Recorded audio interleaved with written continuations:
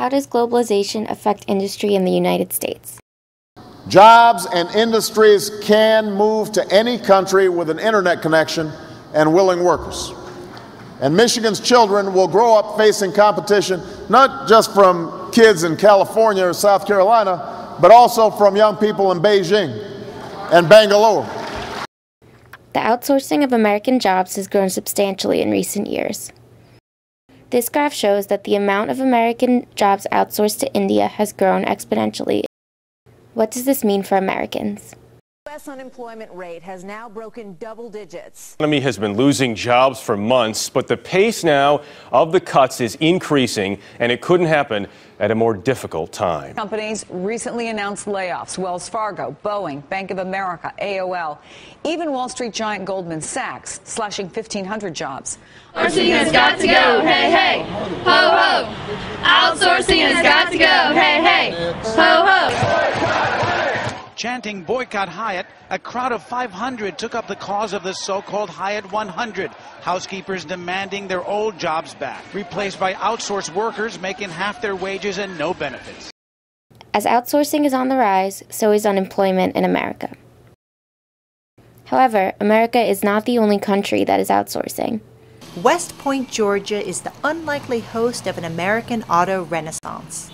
South Korean automaker Kia Motors is setting up shop in the city of less than 4,000 people. And with unemployment sitting at around 10%, residents couldn't be happier. West Point, Georgia used to be a textile town, but the last of the textile manufacturers, like the one behind me, have all closed their doors and moved on. At first, people here said that they were victims of globalization, but now, with a new Kia plant in the works, they say that globalization has come full circle. You know, we had enormous intellectual talent and capability here. We were exporting people to all parts of the company across the world, and they were doing extremely well. So we had remarkable talent. India's really got remarkable talent for the scale of the economy at that time. And therefore, the ability to leverage that for global companies across the world was a very simple idea, which just made astonishing sense, because, you know, you were delivering great talent at half the cost. How does the new global economy affect you and I? The last 2 years have been really very tough times for students coming out of college or even seeking internships. Up until 2008, the job market was pretty strong, and the graduates from those years were even generating some multiple offers and, you know, coming into entry-level positions.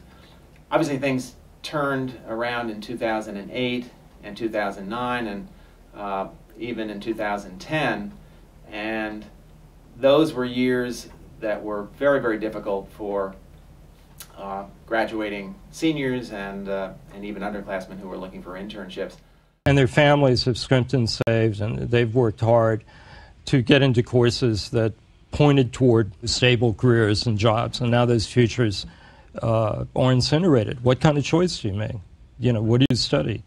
Our only option is to keep up with our changing world. I think globalization in general is a positive thing. It's also an inevitable thing.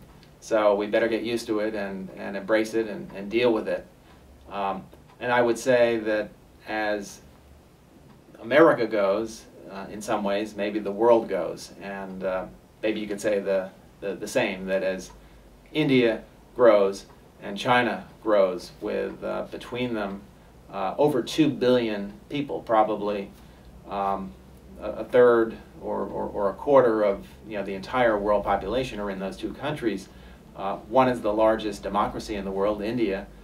China still has a somewhat repressive government, but is an economic engine. So if you look at the growth and the success of those two countries alone, that has got to be good news for America for the long run, because as their populations move from the lower classes into the middle class and you know, have more expendable income, that will mean more jobs and opportunities long term for American workers. Yeah, I would say that, you know, in the short term, globalization isn't really helping the entry-level job seeker at this point, but you know, we're so interrelated, and that you know, success in one country should breed success in others. So bottom line, in the long term, I think globalization is a positive thing for this country. Not only is it impossible to turn back the tide of globalization, but efforts to do so can actually make us worse off. So rather than fear the future, we have to embrace it.